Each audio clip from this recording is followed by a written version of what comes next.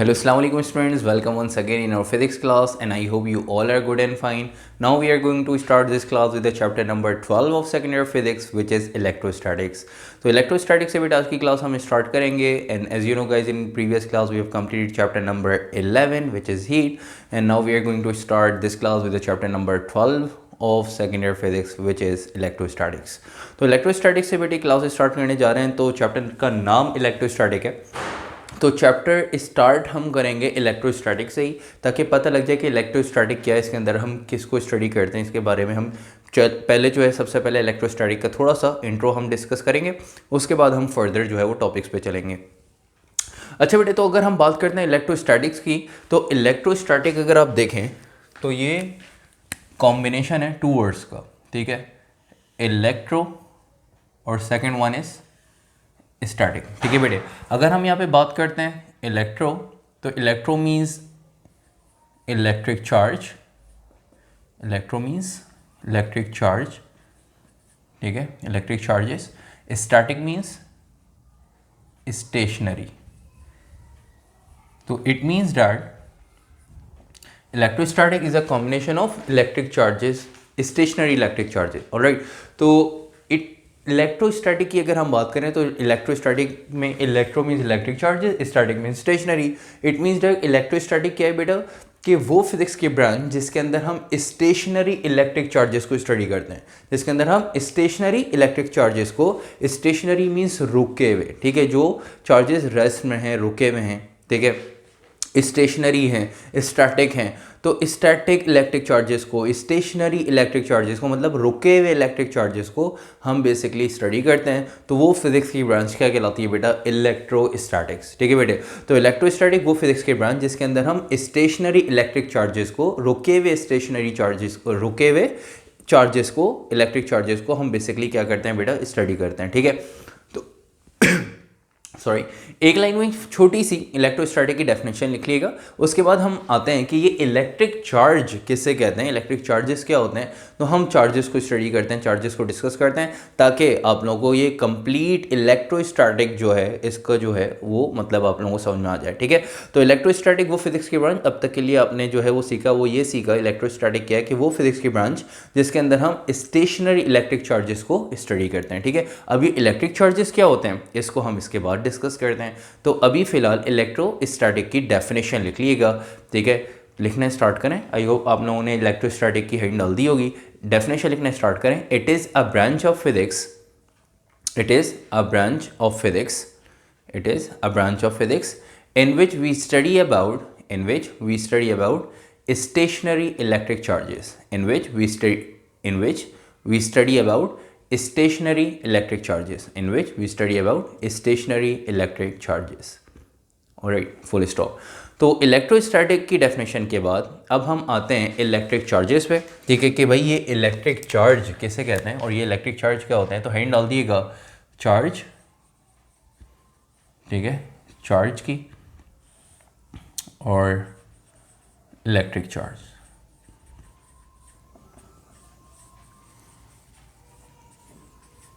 ठीक है बेटा, तो चार्ज क्या है या इलेक्ट्रिक चार्ज क्या है, एक ही बात है. तो इन डाल देगा चार्ज और इलेक्ट्रिक चार्ज. ठीक है बेटे, तो चार्ज क्या है, इलेक्ट्रिक चार्ज क्या है, एक ही बात. अब चार्ज या इलेक्ट्रिक चार्ज किससे कहते हैं, ठीक है, ये हम समझेंगे यहाँ पे एक एग्जाम्पल से. ज़रा देखिएगा कि फॉर एग्ज़ाम्पल अगर हम यहाँ पे एक प्रोटॉन लें और उसके साथ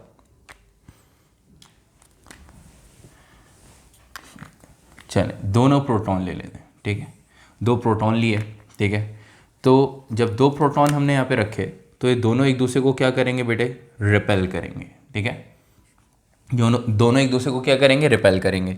इसी तरह हमने दो इलेक्ट्रॉन लिए, तो ये दो इलेक्ट्रॉन जो हैं ये दोनों भी एक दूसरे को क्या करेंगे, रिपेल करेंगे.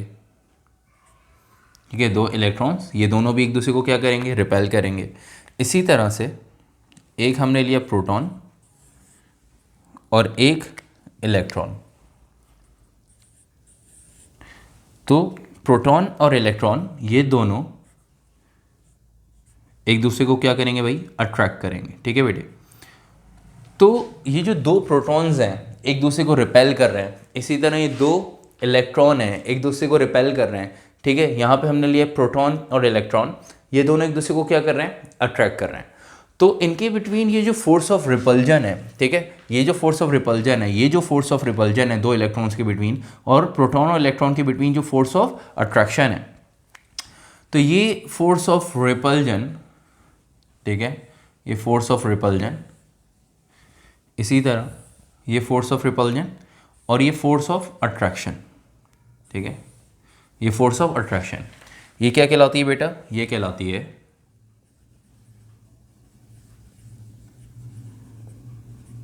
Electrostatic force. क्या कहलाती है भाई, इलेक्ट्रोस्टैटिक फोर्स, ठीक है बेटे। तो ये जो फोर्स ऑफ रिपल्जन है, ठीक है, दो प्रोटॉन के बिटवीन, दो इलेक्ट्रॉन के बिटवीन फोर्स ऑफ रिपल्जन है, इलेक्ट्रॉन और प्रोटॉन के बिटवीन जो फोर्स ऑफ अट्रैक्शन है, ये फोर्स ऑफ रिपल्जन और फोर्स ऑफ अट्रैक्शन, इसको हम क्या कहते हैं बेटा, ये फोर्स कहलाती है इलेक्ट्रोस्टैटिक फोर्स। ये इलेक्ट्रोस्टैटिक फोर्स क्या होती है, इसको हम आगे डिस्कस करते हैं। फिलहाल यहाँ पे हम बात करते हैं चार्ज या इलेक्ट्रिक चार्ज की। तो बेटे ये जो दो प्रोटॉन को जो फोर्स रिपेल कर रही है, ठीक है, उसको हम कह रहे हैं इलेक्ट्रोस्टैटिक फोर्स। और ये जो रिपेल करने की इनके अंदर एबिलिटी है, ठीक है, ये जो दो इलेक्ट्रॉन्स हैं ये दोनों एक दूसरे को क्या कर रहे हैं, रिपेल कर रहे हैं, ठीक है। तो इनको रिपेल करने की जो एबिलिटी है, प्रोटॉन और इलेक्ट्रॉन ये दोनों एक दूसरे को क्या कर रहे हैं, अट्रैक्ट कर रहे हैं।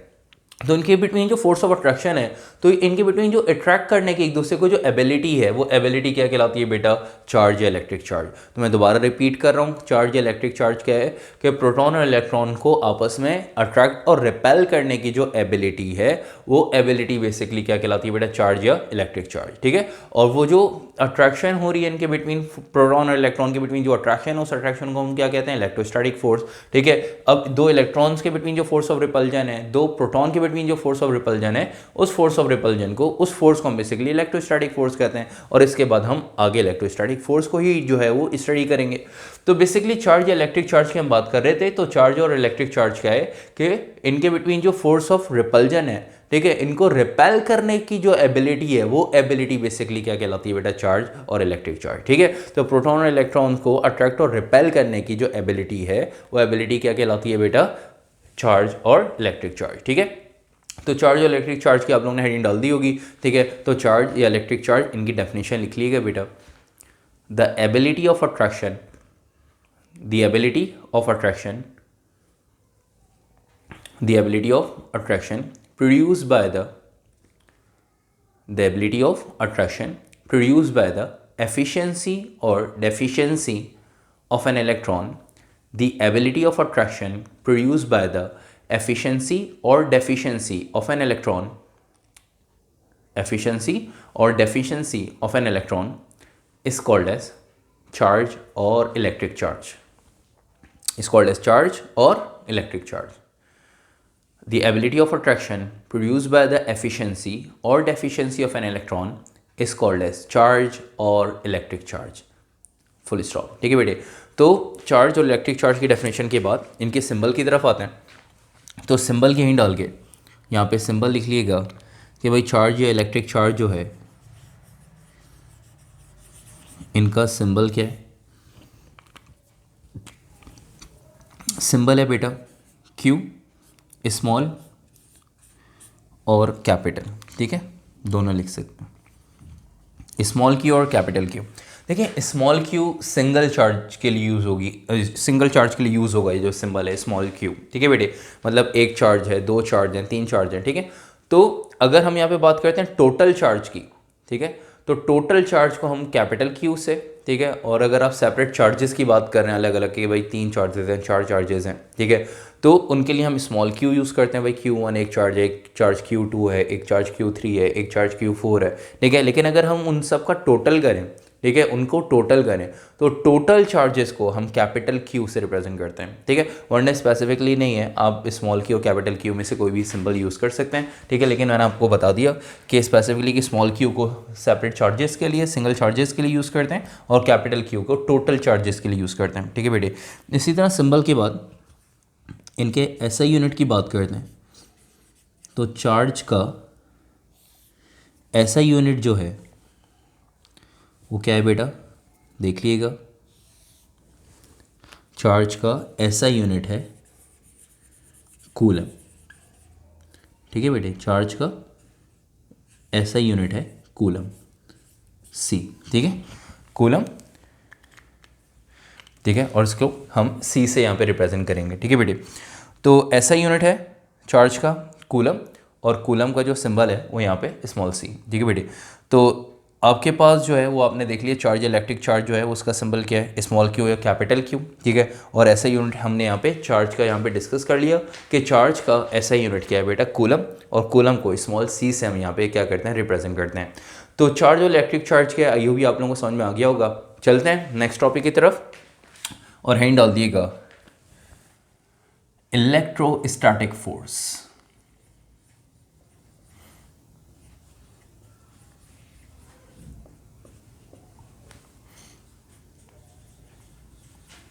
Electrostatic force. ठीक है, तो इलेक्ट्रोस्टैटिक फोर्स आप देख सकते हैं कि इलेक्ट्रोस्टैटिक मतलब कि रुके हुए स्टेशन, मतलब आप ये कह सकते हैं कि रुके हुए, स्टैटिक मीन्स स्टेशनरी, रुके हुए इलेक्ट्रिक चार्जेस के बिटवीन जो फोर्स लग रही है।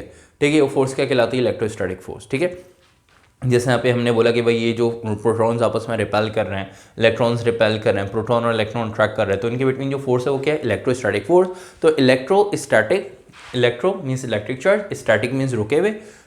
ठीक है, तो रुके हुए चार्जेस के बिटवीन जो फोर्स लग रही है, ठीक है, वो फोर्स क्या कहलाएगी बेटा, इलेक्ट्रोस्टैटिक फोर्स। ठीक है, और आप लोगों को पता है अगर सिमिलर चार्जेस होंगे, ठीक है, तो उनके बिटवीन क्या होगी, फोर्स ऑफ रिपल्जन है, और अगर डिसिमिलर चार्जेस हैं तो उनके बिटवीन क्या है बेटा, फोर्स ऑफ अट्रैक्शन।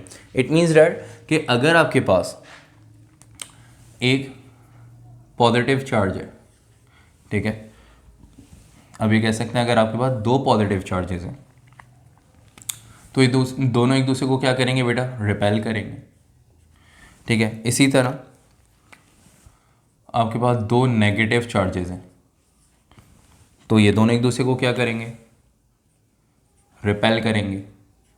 इसी तरह आपके पास एक पॉजिटिव चार्ज है और एक नेगेटिव चार्ज है, और नेगेटिव और पॉजिटिव ये दोनों एक दूसरे को क्या करेंगे बेटे, अट्रैक्ट करेंगे। ठीक है, तो इसका मतलब ये हुआ कि दो स्टैटिक इलेक्ट्रिक चार्जेस के बिटवीन जो फोर्स लग रही है वो फोर्स क्या कहलाती है बेटा, इलेक्ट्रोस्टैटिक फोर्स मींस रुके हुए चार्जेस के बिटवीन, स्टेशनरी चार्जेस के बिटवीन जो फोर्स लग रही है उसको हम कहते हैं इलेक्ट्रोस्टैटिक फोर्स। और अगर चार्जेस सिमिलर होंगे तो उनके बिटवीन फोर्स ऑफ रिपल्जन होगी, मतलब वो दोनों एक दूसरे को रिपेल करते हैं। ठीक है, और अगर डिसिमिलर चार्जेस हैं, मतलब एक पॉजिटिव और नेगेटिव है, ठीक है, तो वो दोनों एक दूसरे को क्या करेंगे बेटा, अट्रैक्ट करेंगे। ठीक है, तो इलेक्ट्रोस्टैटिक फोर्स की डेफिनेशन लिखिएगा यहाँ पे। ठीक है बेटे, इलेक्ट्रोस्टैटिक फोर्स की डेफिनेशन लिख लें। The force acting between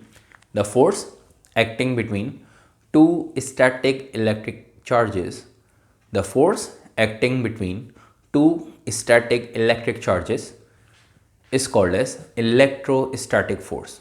The force acting between two static electric charges, the force acting between two static electric charges is called as electrostatic force, is called as electrostatic force. ठीक है बेटे, और अगर हम यहाँ पे इनके सिंबल की बात करते हैं,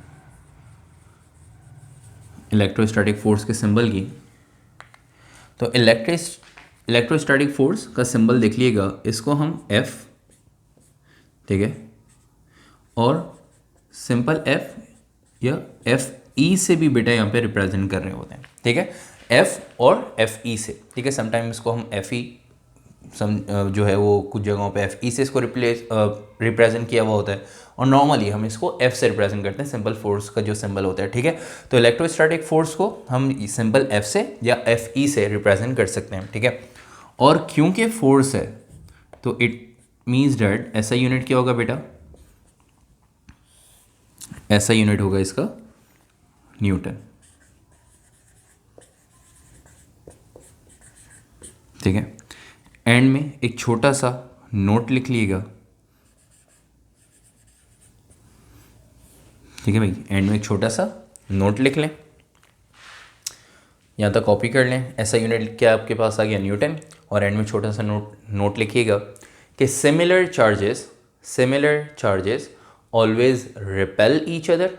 नोट में लिखिएगा similar charges always repel each other, similar charges always repel each other and dissimilar charges always attract each other, and dissimilar charges always attract each other. ठीक है बेटे, तो यहाँ तक आके आपके पास इलेक्ट्रोस्टैटिक फोर्स का हो गया टॉपिक कंप्लीट। अब हम चलते हैं अपने मेन टॉपिक की तरफ, ठीक है, जो आज की क्लास का हमारा मेन टॉपिक है और इस चैप्टर का भी, ठीक है। तो वो टॉपिक हम स्टार्ट करने जा रहे हैं, वो टॉपिक है आपके पास कूलम्स लॉ। ठीक है बेटे, तो हेडिंग डाल दिएगा कूलम्स लॉ। ठीक है, तो हम नेक्स्ट टॉपिक स्टार्ट करने जा रहे हैं बेटे, हेडिंग डाल दिएगा कूलम्स लॉ। तो कूलम्स लॉ में कूलम्स ने यहाँ पे एक कॉन्सेप्ट दिया, ठीक है, स्टैटिक चार्जेस के बिटवीन जो फोर्स है वो फोर्स उन चार्जेस के प्रोडक्ट से डायरेक्टली प्रोपोर्शनल है, और उन चार्जेस के बिटवीन जो डिस्टेंस होगा, ठीक है, तो उस डिस्टेंस के स्क्वायर से इन्वर्सली प्रोपोर्शनल है। ये दो कॉन्सेप्ट जो है वो यहाँ पे कूलम्स ने, ठीक है, स्टैटिक चार्जेस के बिटवीन दिए। ठीक है, मतलब इस स्टैटिक चार्जेस के बिटवीन जो फोर्स है उस फोर्स को हम क्या नाम देते हैं बेटा, इलेक्ट्रोस्टैटिक फोर्स। तो इलेक्ट्रोस्टैटिक फोर्स जो है किसी भी दो चार्जेस के प्रोडक्ट से डायरेक्टली प्रोपोर्शनल है। मतलब चार्जेस का मैग्नीट्यूड जितना ज़्यादा होगा, चार्जेस जितने ज़्यादा होंगे, ठीक है, तो यहाँ पे फोर्स ऑफ अट्रैक्शन या फोर्स ऑफ रिपल्जन दोनों जो है वो ज़्यादा होंगी। ठीक है, इलेक्ट्रोस्टैटिक फोर्स जो है वो in the form of attraction भी है, in the form of repulsion भी है। अगर सिमिलर चार्जेस होंगे तो वो हमेशा क्या करेंगे बेटा, रिपेल करेंगे, और डिससिमिलर चार्जेस होंगे तो वो क्या करेंगे, अट्रैक्ट करेंगे। ठीक है, तो बताया गया कि अगर आपके पास कोई भी चार्जेस हैं, स्टैटिक चार्जेस हैं, चाहे वो सिमिलर हों या डिससिमिलर हों, सिमिलर होंगे तो आपको पता है वो क्या करेंगे, रिपेल करेंगे, डिससिमिलर है तो वो अट्रैक्ट करेंगे। तो वो जो उनकी अट्रैक्शन और रिपल्जन है, उस अट्रैक्शन और रिपल्जन को हम बेसिकली फोर्स, इलेक्ट्रोस्टैटिक फोर्स का नाम देते हैं। ठीक है, तो बताया गया कि कूलम्स लॉ में कि भाई कूलम्स लॉ की स्टेटमेंट क्या है कि भाई किसी भी दो चार्जेस के बिटवीन जो फोर्स लग रही है उस फोर्स को हम कहते हैं इलेक्ट्रोस्टैटिक फोर्स। तो इलेक्ट्रोस्टैटिक फोर्स उन चार्जेस के प्रोडक्ट से डायरेक्टली प्रोपोर्शनल है। मतलब चार्जेस जितने ज़्यादा होंगे, ठीक है, फोर्स ऑफ अट्रैक्शन या फोर्स ऑफ रिपल्जन उतनी ज़्यादा होगी, और उनके बिटवीन जितना ज़्यादा डिस्टेंस होगा, ठीक है, तो इलेक्ट्रोस्टैटिक फोर्स जो है वो उतनी कम होगी। ठीक है बेटे, तो ये जो है कॉन्सेप्ट कूलम्स ने दिया है। ठीक है, तो हम पहले इसकी डायग्राम बना के इसको डिस्कस करते हैं, फिर हम इसकी लिखेंगे स्टेटमेंट, और फिर इसका रिलेशन जो है वो ड्राइव करेंगे। ठीक है बेटे, तो चलते हैं बेटे इसकी डायग्राम की तरफ। तो देख लीजिएगा,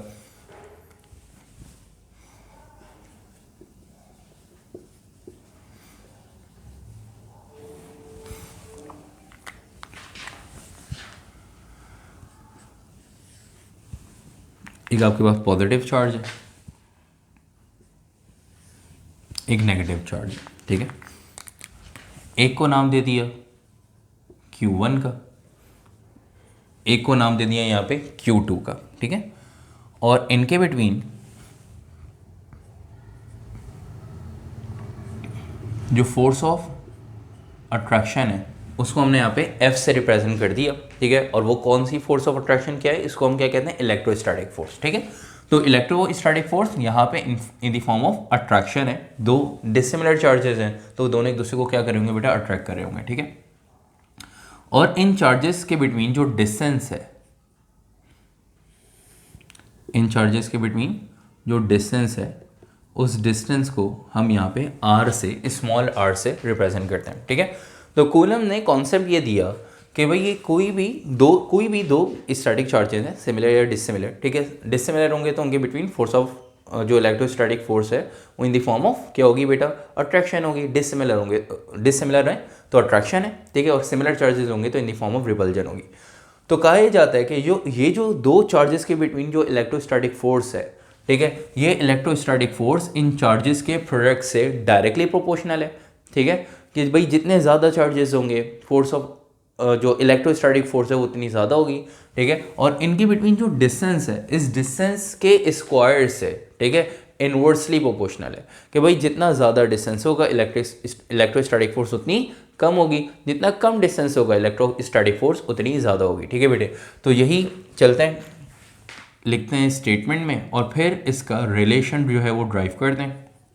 मतलब कि अगर आपको दो चार्जेस दे दिए जाएं, ठीक है, और बोला जाए कि इनके बिटवीन जो फोर्स इलेक्ट्रोस्टैटिक फोर्स है वो फाइंड करें, तो वो फाइंड कैसे करेंगे उसका रिलेशन बेसिकली हमने यहाँ पे ड्राइव करना है। ठीक है, कि भाई दो चार्जेस दे दिए, दोनों की कुछ ना कुछ वैल्यू है, ठीक है, उनके बिटवीन जो डिस्टेंस है वो बता दिया और बोला जा रहा है कि अब इलेक्ट्रोस्टैटिक फोर्स फाइंड करें इन दो चार्जेस के बिटवीन कितनी है। तो इलेक्ट्रोस्टैटिक फोर्स फाइंड करने के लिए जो रिलेशन जो है वो हमें चाहिए होगा, जो फॉर्मूला हमें चाहिए होगा वो बेसिकली यहाँ पे कूलम्स लॉ से हमने वो ड्राइव करना है। ठीक है, तो कूलम्स लॉ के अकॉर्डिंग तो स्टेटमेंट के हिंट डालें, तो कूलम्स लॉ की स्टेटमेंट लिखें, फिर हम चलते हैं इसकी डेरिवेशन की तरफ, इसकी मैथमेटिकल रिप्रेजेंटेशन की तरफ। ठीक है बेटे, तो स्टेटमेंट लिखना स्टार्ट करें। The electrostatic force between two charges, the electrostatic force between two charges, the electrostatic force between two charges is directly proportional. The electrostatic force between two charges is directly proportional to their product, and inversely proportional to the square of a distance between them, and inversely proportional to the square of a distance between them. मैं repeat कर रहा हूँ, दोबारा से सुनिएगा। The electrostatic force between two charges is directly proportional to their product and inversely proportional to the square of a distance, and inversely proportional to the square of a distance between their centers, and inversely proportional to the square of a distance between their centers, and या inversely proportional to the square of a distance between them। आप सब ये भी लिख सकते हैं। ठीक है बेटे, and inversely proportional to the square of a distance between them। ठीक है बेटे, तो इन दो चार्जेस के बिटवीन जो डिस्टेंस है वो है r, इसके स्क्वायर से इलेक्ट्रोस्टैटिक फोर्स इन्वर्सली प्रोपोर्शनल है और इन दो चार्जेस के प्रोडक्ट से डायरेक्टली प्रोपोर्शनल है। ठीक है, चलते हैं इसकी मैथमेटिकल रिप्रेजेंटेशन की तरफ, तो हिंट डाल दिएगा मैथमेटिकल रिप्रेजेंटेशन की।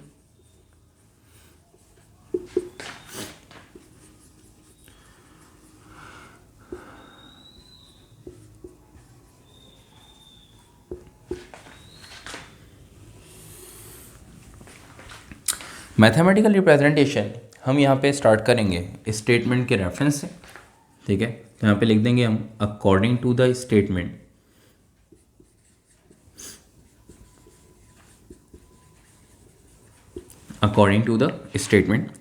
स्टेटमेंट में सबसे पहले आपने लिखा कि भाई इलेक्ट्रोस्टैटिक फोर्स जो है वो क्या है, directly proportional to their products. ठीक है, electrostatic force between two charges is directly proportional to their product, मतलब इलेक्ट्रोस्टैटिक फोर्स जो है वो इन चार्जेस के प्रोडक्ट से, ठीक है, दो चार्जेस हैं, एक को आपने Q1 और एक को Q2 से रिप्रेजेंट किया हुआ है, एक को Q1 और एक को Q2 का नाम दिया हुआ है, तो इनका प्रोडक्ट क्या होगा, Q1 को Q2 से मल्टीप्लाई करें, क्या आ जाएगा, Q1 Q2।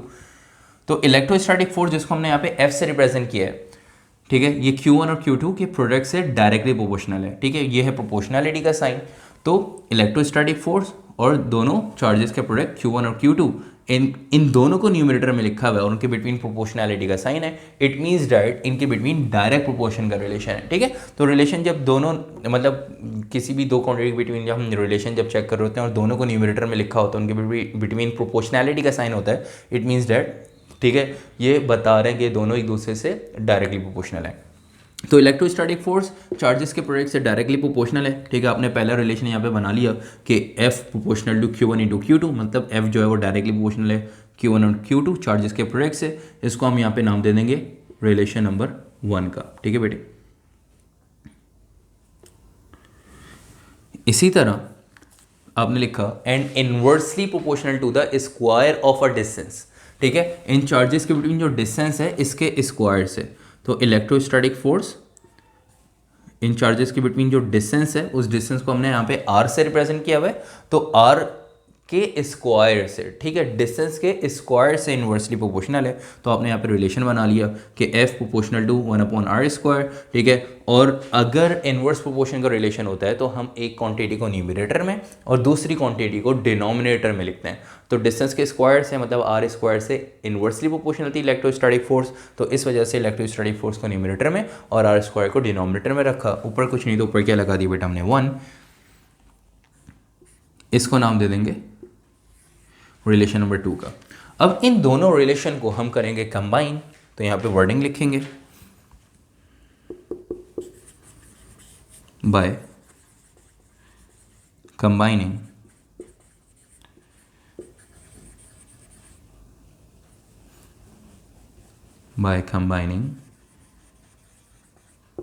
relation number 1 and 2, ठीक है। Relation number 1 and 2, relation number 1 और 2 इन दोनों को कंबाइन करने जा रहे हैं।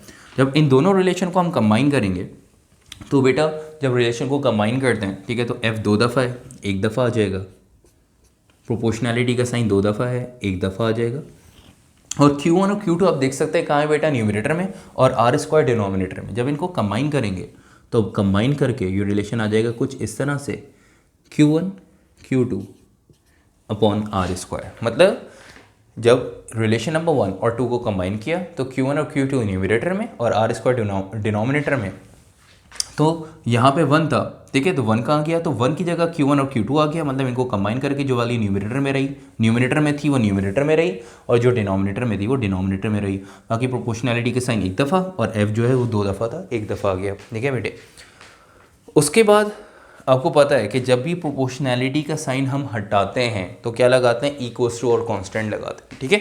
तो चलते हैं प्रोपोर्शनैलिटी का साइन यहाँ से रिमूव करते हैं और इसकी जगह हम लगाएंगे इक्वल्स टू कांस्टेंट। फिर देखते हैं यहाँ पे कांस्टेंट क्या है, ठीक है। तो कॉपी कर लें जल्दी से जो हमने रिलेशन अब तक बना लिया, उसके बाद हम आगे चलते हैं।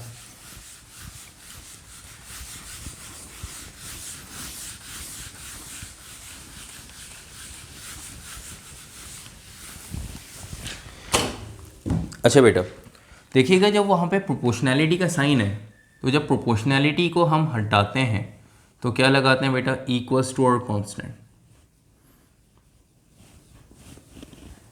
ठीक है। आप देख सकते हैं जब प्रोपोर्शनैलिटी को हम हटाएंगे तो क्या लगाते हैं बेटा हम, इक्वल्स टू और कांस्टेंट। और कांस्टेंट यहाँ पे क्या है, कांस्टेंट है यहाँ पे बेटा के, ठीक है। कांस्टेंट क्या है यहाँ पे बेटा, के। और के जो है वो क्या है, के है बेटा कूलम्स कांस्टेंट, ठीक है। के जो है वो बेटा क्या है, कूलम्स कांस्टेंट, ठीक है। और के की जो वैल्यू है वो क्या है, देख लीजिएगा,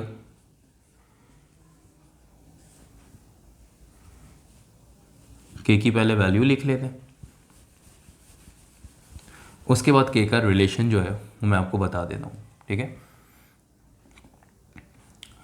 के की वैल्यू है 8.98 10⁻⁹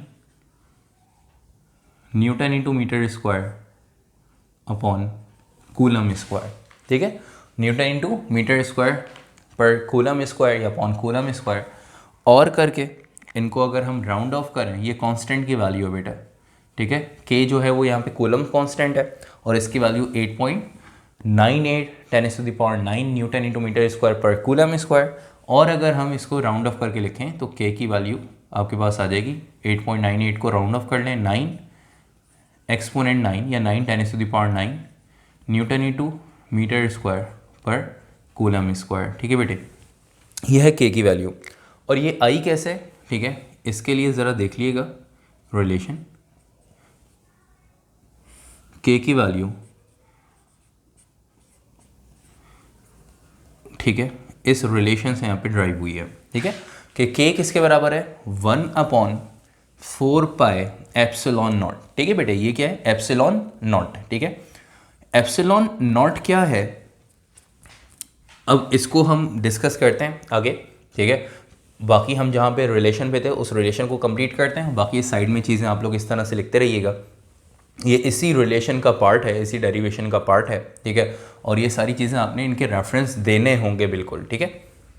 अच्छा जी, तो हम यहाँ पर थे कि f जो है वो प्रोपोर्शनल है Q1 Q2 upon R square के, और हमने यहाँ पे प्रोपोर्शनैलिटी का साइन जो है वो हटाना है और इसकी जगह इक्वल्स टू और कांस्टेंट जो है वो लगाना है, ठीक है।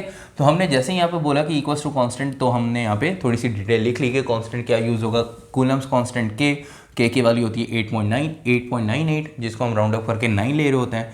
9 10⁻⁹ न्यूटन इंटू मीटर स्क्वायर पर कूलम स्क्वायर, ठीक है। और इसका जो रिलेशन है, मतलब के की जो वैल्यू है, ठीक है, वो इस रिलेशन से आती है, ठीक है, इस फॉर्मूले से आती है कि k इक्वल्स टू 1/4πε0, ठीक है बेटे। तो अब यहाँ पे जब प्रोपोर्शनैलिटी का साइन हटाएंगे तो इसकी जगह आ जाएगा इक्वल्स टू और कांस्टेंट। देख लीजिएगा, f as it is equals to constant, ठीक है बेटे, Q1 Q2 upon R square, ठीक है बेटे। तो आपने देखा प्रोपोर्शनैलिटी की जगह क्या गया, इक्वल्स टू और constant Q1 Q2 upon R square as it is, ठीक है। अब यहाँ पे कांस्टेंट की जगह क्या आ जाएगा बेटा, के। तो रिलेशन बन जाएगा f इक्वल्स टू के Q1 Q2 upon R square, ठीक है बेटे। एक तो ये आपने बेसिक फॉर्मूला बना लिया इलेक्ट्रोस्टैटिक फोर्स का, ठीक है, कि F इक्वल्स टू के Q1 Q2 upon R square, ठीक है भाई। अब यहाँ पे क्योंकि आपने यहाँ पे डिस्कस कर लिया कि भाई के की वैल्यू होती है 9 एक्सपोनेंट 9, ठीक है, या 8.98 10⁻⁹ न्यूटन इंटू मीटर स्क्वायर पर कूलम स्क्वायर। ये के की वैल्यू आई कहाँ से, के की वैल्यू आई है 1/4πε0 से, ठीक है। तो के की जगह हम ये पुट कर देंगे, ठीक है। ज़रा देखिएगा, f इक्वल्स टू के की जगह क्या आ जाएगा बेटा, 1/4πε0, ठीक है, into Q1 Q2 upon R square, ठीक है। एक फॉर्मूला ये आ गया, सही है। तो ये आपके पास f इक्वल्स टू 1/4πε0, आपने बस k की जगह k की वैल्यू पुट कर दी 1/4πε0 Q1 Q2 upon R square, ये वैल्यू एज इट इज़ रही। अब यहाँ पे जो एप्सिलॉन नॉट है ये है क्या, ठीक है। ये जो एप्सिलॉन नॉट है, ये एप्सिलॉन नॉट बेसिकली क्या है बेटा, परमिटिविटी ऑफ फ्री स्पेस, ठीक है, परमिटिविटी ऑफ फ्री स्पेस। अब ये कह सकते हैं परमिटिविटी ऑफ वैक्यूम, ठीक है। तो परमिटिविटी ऑफ फ्री स्पेस या परमिटिविटी ऑफ वैक्यूम, ठीक है, क्या है ये, एप्सिलॉन नॉट। और इसकी जो वैल्यू होती है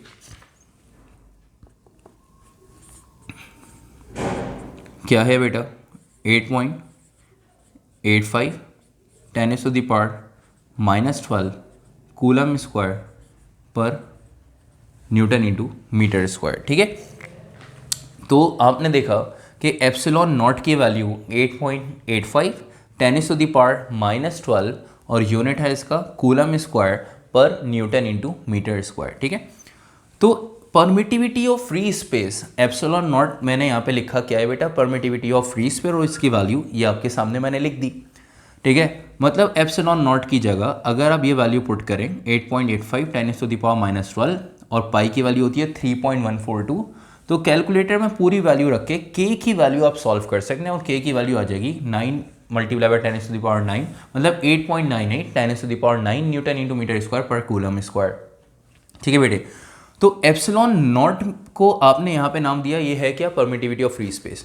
बेटा परमिटिविटी की अगर हम बात करें तो परमिटिविटी मीन्स क्या है, परमिटिविटी मीन्स के किसी भी मीडियम में इलेक्ट्रिकल लाइंस ऑफ फोर्सेस या इलेक्ट्रोस्टैटिक फोर्स की या इलेक्ट्रिकल लाइंस ऑफ फोर्सेस को पास करने की जो एबिलिटी होती है, ठीक है, वो एबिलिटी बेसिकली क्या कहलाती है, परमिटिविटी।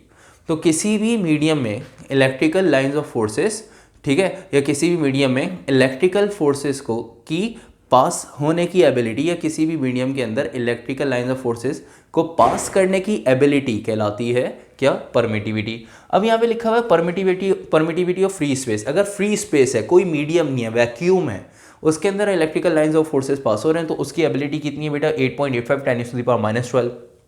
इसी तरह अगर वैक्यूम नहीं, ठीक है, कोई मीडियम हो, कोई मेटल हो, उसके अंदर से इलेक्ट्रिकल लाइंस ऑफ फोर्सेस पास करानी है, तो किसी भी मीडियम के अंदर, ठीक है, किसी भी मीडियम के अंदर कोई चार्जेस हैं, ठीक है, किसी भी मीडियम के अंदर चार्जेस हैं, उनके बिटवीन जो फोर्सेस हैं, तो उस फोर्सेस को पास करने की एबिलिटी, ठीक है, वो कहलाती है परमिटिविटी ऑफ मीडियम। ठीक है, वो हर मीडियम की डिफरेंट होगी, ठीक है, हर मेटल की परमिटिविटी डिफरेंट होगी, ठीक है, इसी तरह आयरन की डिफरेंट होगी, ठीक है, इसी तरह आप ये कह सकते हैं वाटर की जो है वो डिफरेंट होगी, ठीक है, इसी तरह कह सकते हैं आप जो है वो कॉपर की डिफरेंट होगी।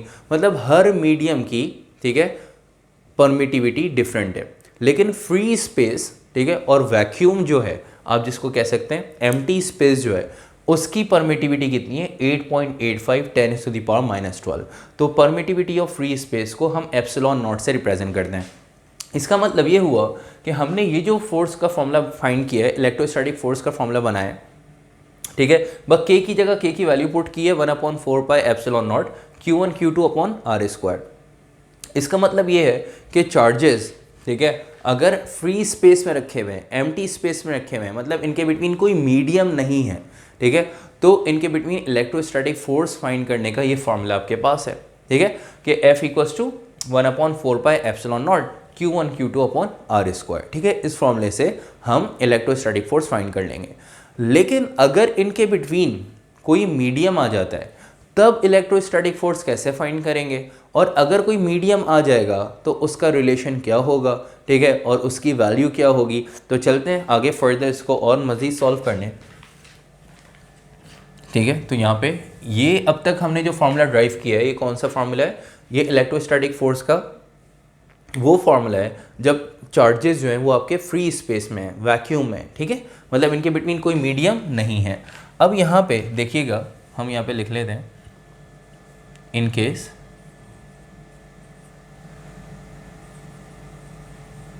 any medium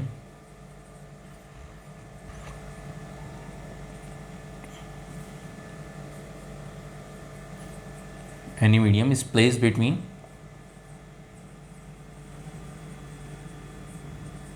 charges। ठीक है, आपने यहाँ पे रेफरेंस दे दिया इन case of any medium, in case any medium is placed between the charges. ठीक है, तो किसी मतलब अगर कोई भी मीडियम, चार्जेस के बिटवीन कोई मीडियम आ जाता है, ठीक है, कोई मीडियम रखा हुआ हो, तब उनके बिटवीन इलेक्ट्रोस्टैटिक फोर्स फाइंड करनी होगी। तब क्या करेंगे?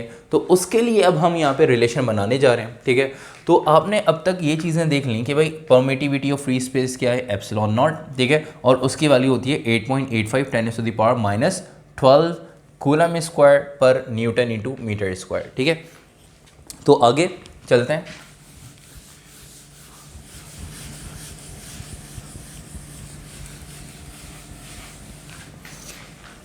देखिएगा, तो यहाँ पे जैसे ही आपने बात कर ली कि भाई फ्री स्पेस में जो है इलेक्ट्रिकल लाइन ऑफ फोर्सेस को पास करने की एबिलिटी कहलाती है क्या? परमिटिविटी ऑफ फ्री स्पेस, मतलब ε0, और ये हमने फॉर्मूला ड्राइव कर लिया। अगर चार्जेस के बिटवीन कोई मीडियम हो, तो मीडियम होगा तो उसके लिए हम यहाँ पे बात करते हैं किसकी? रिलेटिव परमिटिविटी की। तो relative permittivity is a ratio between permittivity of medium and permittivity of free space. Of medium और परमिटिविटी ऑफ फ्री स्पेस का जो रेशो है वो रेशो कहलाता है बेटा रिलेटिव परमिटिविटी। ठीक है, तो ज़रा देखिएगा यहाँ पे, ठीक है, इसी के नीचे हम यहाँ पे रेफरेंस दे देते हैं कि रिलेटिव परमिटिविटी का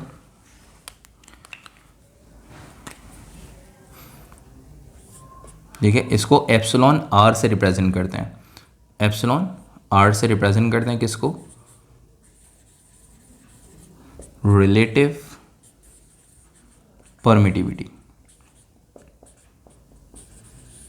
ठीक है, और रिलेटिव परमिटिविटी क्या है? Epsilon R. और रिलेटिव परमिटिविटी, ठीक है, का जो फॉर्मूला है वो यहाँ पे मैं लिख देता हूँ कि भाई एप्सिलॉन आर बराबर है किसके?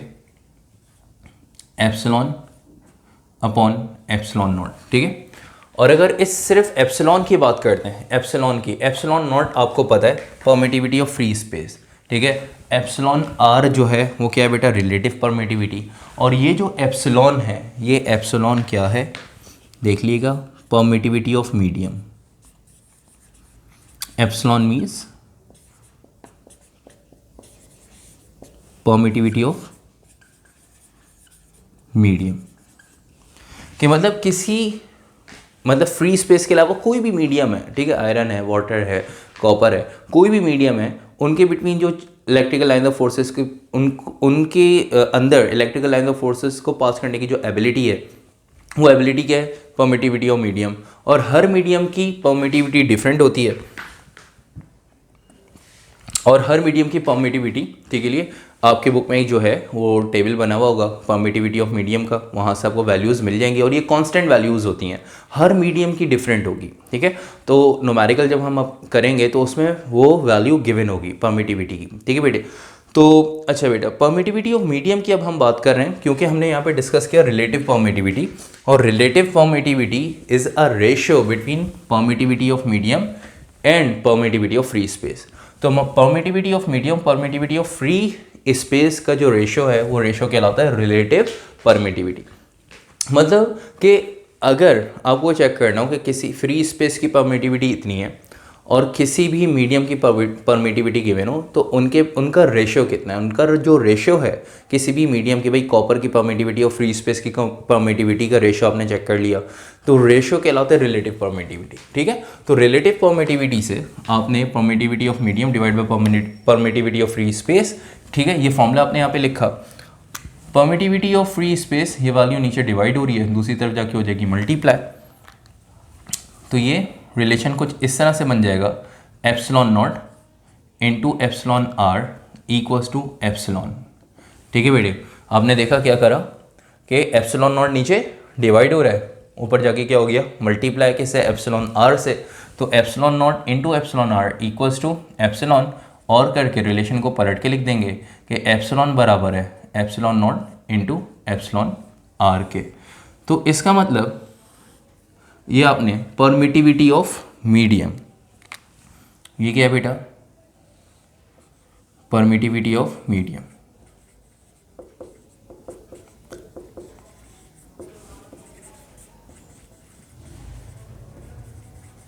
ठीक है। तो परमिटिविटी ऑफ मीडियम जो है, permittivity of medium, permittivity of any medium, अब ये कहना उसका आपने रिलेशन बना लिया, ठीक है। क्या है, epsilon naught into epsilon R, epsilon naught permittivity of free space, epsilon R relative permittivity. तो परमिटिविटी ऑफ मीडियम का रिलेशन मतलब वो वैल्यू क्या है, epsilon naught into epsilon R, ठीक है बेटे। तो इसका मतलब ये हुआ कि अब तक हमने यहाँ पे बात की थी कि अगर चार्जेस के बिटवीन कोई भी मीडियम नहीं है, फ्री स्पेस है, तो ये रिलेशन जो है वो हम क्या करेंगे, यूज़ करेंगे, F equals 1/4 pi epsilon naught into Q1 Q2 upon R square. फिर आपने यहाँ पे बताया in case of any medium is place between charges, ठीक है। तो इन चार्जेस के बिटवीन कोई मीडियम होगा, ठीक है, अगर,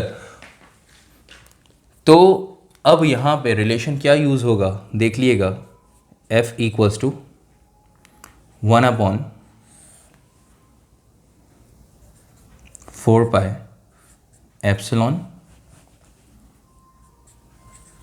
Q1 Q2 upon R square.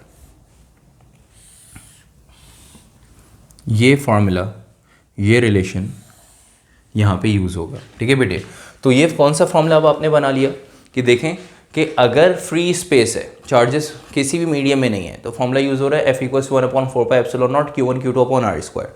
अगर चार्जेस किसी भी मीडियम में है तो परमिटिविटी ऑफ फ्री स्पेस की जगह परमिटिविटी ऑफ मीडियम आपने प्लेस कर दिया, ठीक है, कि भाई अब K की जो वैल्यू होगी, ठीक है, 1/4 पाई एप्सिलॉन नॉट, ठीक है, इसकी बजाय अब क्या होगा 1/4 pi epsilon into Q1 Q2 upon R square, क्योंकि यहाँ पे K की वैल्यू है 1/4 पाई एप्सिलॉन नॉट की, ठीक है। और इन case of any medium is place between the charges, ठीक है, अगर चार्जेस के बिटवीन कोई मीडियम है तो उसके अकॉर्डिंग K का जो रिलेशन है वो K का रिलेशन क्या था 1/4 पाई एप्सिलॉन नॉट, और अगर कोई मीडियम होगा तो K का रिलेशन क्या बन जाएगा, K का रिलेशन बन जाएगा 1/4 पाई एप्सिलॉन ठीक है। तो के का रिलेशन बन जाएगा 1/4 पाई एप्सिलॉन। तो के की जगह अगर आप 1/4 पाई एप्सिलॉन नॉट पुट करें, इट मीन्स डैट कि भाई यहाँ पे आप जो इलेक्ट्रोस्टैटिक फोर्स फाइंड कर रहे हैं वो तब फाइंड कर रहे हैं जब चार्जेस के बिटवीन कोई मीडियम नहीं है, चार्जेस जो है फ्री स्पेस में।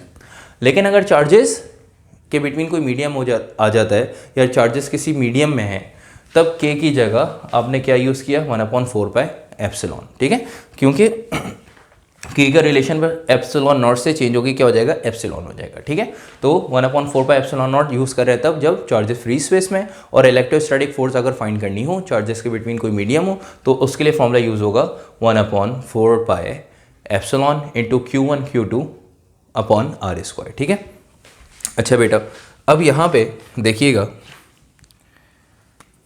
और करके इनको वेक्टर फॉर्म में लिख लेंगे क्योंकि फोर्स एक वेक्टर क्वांटिटी है, ठीक है। तो अगर इनको वेक्टर फॉर्म में लिखें तो F equals to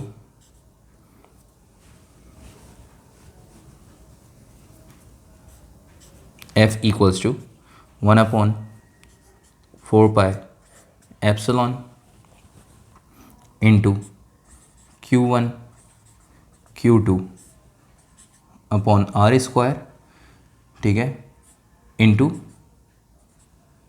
R head, ठीक है बेटे। अब यहाँ पे मैंने देखें मैंने क्या करा,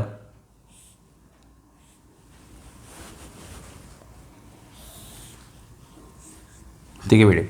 आपने देखा कि यहाँ पे जो मैंने फॉर्मूला बनाया है, ठीक है, इलेक्ट्रोस्टैटिक फोर्स अगर आपको फाइंड करनी है और चार्जेस के बिटवीन कोई मीडियम है तो फॉर्मूला क्या है 1/4 pi epsilon into Q1 Q2 upon R²। अब इनको अगर वेक्टर फॉर्म में अगर आपने लिखना है, ठीक है, इनको अगर आप वेक्टर फॉर्म में लिखें, यहाँ पे लिख दें वेक्टर फॉर्म, ठीक है। वेक्टर फॉर्म में अगर ये फॉर्मूला आपने कन्वर्ट करना है तो फोर्स एक वेक्टर क्वांटिटी है और ये पूरा है मैग्नीट्यूड, ठीक है। तो मैग्नीट्यूड को मैंने क्या करा, यहाँ पे यूनिट वेक्टर से मल्टीप्लाई कर दिया।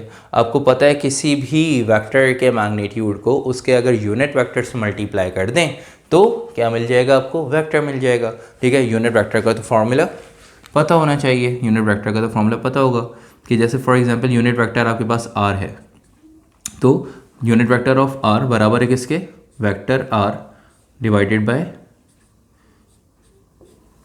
Magnitude of r। और मैग्नीट्यूड ऑफ r को यहाँ पे यूनिट वेक्टर से मल्टीप्लाई कर दें तो वेक्टर r आ जाएगा, मैग्नीट्यूड ऑफ r को यहाँ पे यूनिट वेक्टर ऑफ r से मल्टीप्लाई कर दें तो वेक्टर r आ जाएगा। इस वजह से वेक्टर फॉर्म में लाने के लिए अपने फोर्स, क्योंकि है ही वेक्टर क्वांटिटी और ये फॉर्मूला जो है राइट साइड अगर आप देखें तो मैग्नीट्यूड फॉर्म में, इसको यूनिट वेक्टर से मल्टीप्लाई कर दिया तो आपके पास ये वेक्टर फॉर्म में आ गया, ठीक है बेटे। अच्छा जी, ये तो आपने लिख लिया इसको वेक्टर फॉर्म में। उसके बाद अगर यहाँ पे परमिटिविटी ऑफ मीडियम आपको नहीं पता, ठीक है, लेकिन रिलेटिव परमिटिविटी पता है, तो इसका मतलब आपको पता है कि एप्सिलॉन जो है वो किसके बराबर है, एप्सिलॉन जो है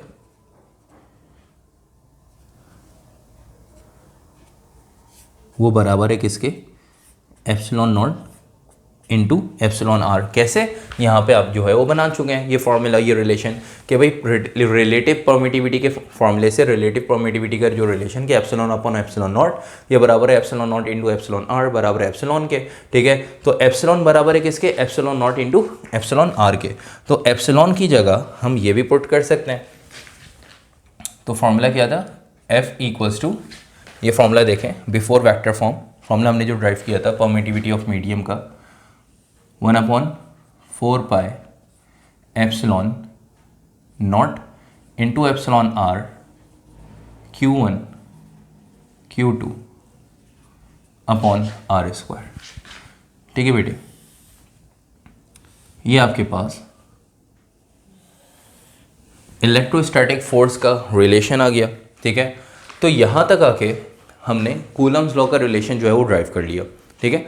तो हमने करा क्या, देखें बेटा, यहाँ तक तो आप लोगों को सिंपल समझ में आ गया होगा कि ये जो है सिंपल फॉर्मूला इलेक्ट्रोस्टैटिक फोर्स का, लेकिन के जो है वो उसका रिलेशन, उसकी वैल्यू क्या 1/4 pi epsilon not. Epsilon not means permittivity of free space, कि अगर चार्जेस फ्री स्पेस में हो तो इलेक्ट्रोस्टैटिक फोर्स फाइंड करने का फॉर्मूला है, ठीक है। इन case of any medium is place between the charges, तो अगर कोई भी मीडियम जो है किसी कोई मीडियम जो है, ठीक है, इन चार्जेस के बिटवीन कोई मीडियम है, तो उसके लिए आपने क्या करा कि भाई ये जो एप्सिलॉन नॉट है ये है परमिटिविटी ऑफ फ्री स्पेस। और किसी भी मीडियम की बात करें तो मीडियम में परमिटिविटी ऑफ मीडियम की बात करें तो उसका सिंबल क्या है, एप्सिलॉन। तो एप्सिलॉन नॉट को कन्वर्ट कर दिया किससे, एप्सिलॉन से, कि भाई चार्जेस के बिटवीन कोई मीडियम होगा तो रिलेशन फाइंड करने का फॉर्मूला क्या हो जाएगा, इलेक्ट्रोस्टैटिक फोर्स फाइंड करने का फॉर्मूला क्या हो जाएगा, 1/4 pi epsilon into Q1 Q2 upon R square.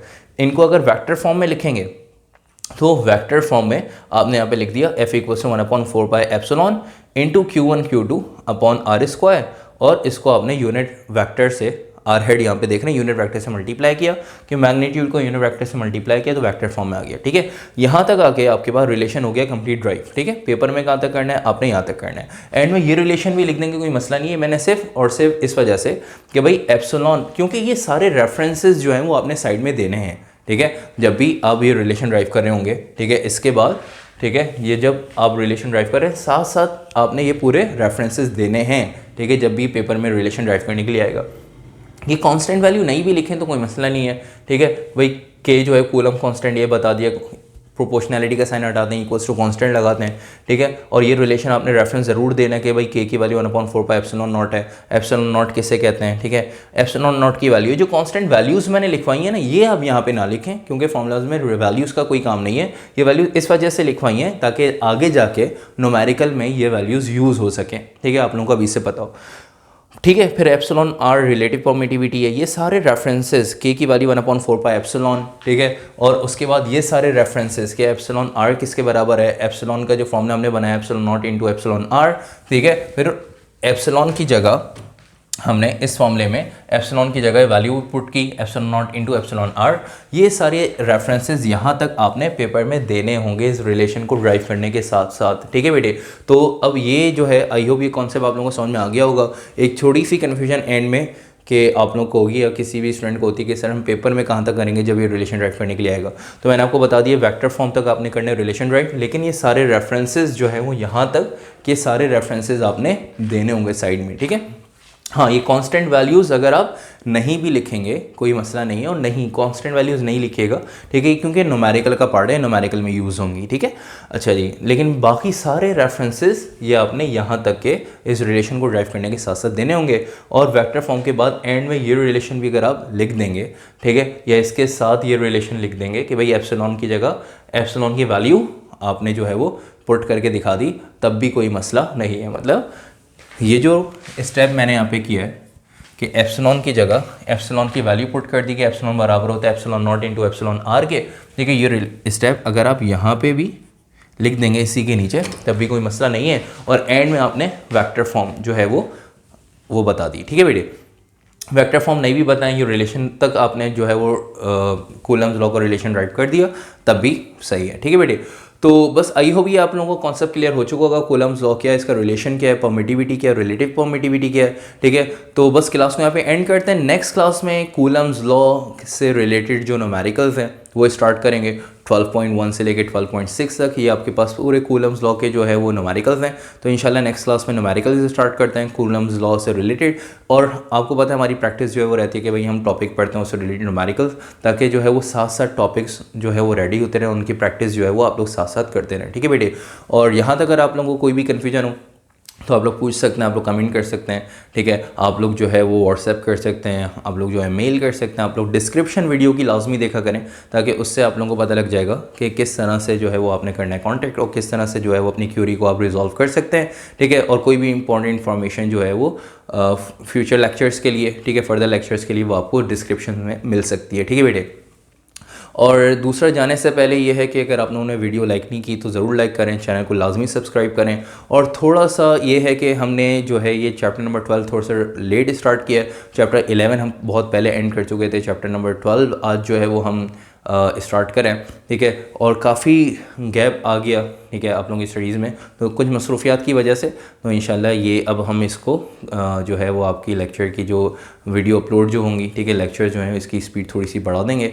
ठीक है, तो इंशाल्लाह मेरी पूरी कोशिश होगी कि रोज़ आपको एक लेक्चर प्रॉपर मिले। ठीक है बेटे, ताकि आप लोगों का एग्ज़ाम से पहले कोर्स प्रॉपर तरीके से कंप्लीट हो जाए। ठीक है बेटे, तो बस जाने से पहले वीडियो लाइक नहीं की तो ज़रूर लाइक करें, चैनल को लाजमी जो है वो सब्सक्राइब करें और अपने फ्रेंड्स में जो है वो इसको लाजमी जो है वो शेयर करें, ताकि जिस तरह से आप लोगों की प्रॉपर स्टडीज़ चल रही है उनकी भी जो है वो प्रॉपर फर्दर फ्यूचर स्टडीज़ जो है वो कंटिन्यू इस तरह से हो सकें। ठीक है बेटे, और अगर आप लोगों ने इसको कॉपी नहीं किया तो जल्दी से कॉपी करें, फिर इंशाल्लाह नेक्स्ट क्लास में जो है वो मुलाकात होती है। तब तक के लिए अपना ख्याल रखिएगा।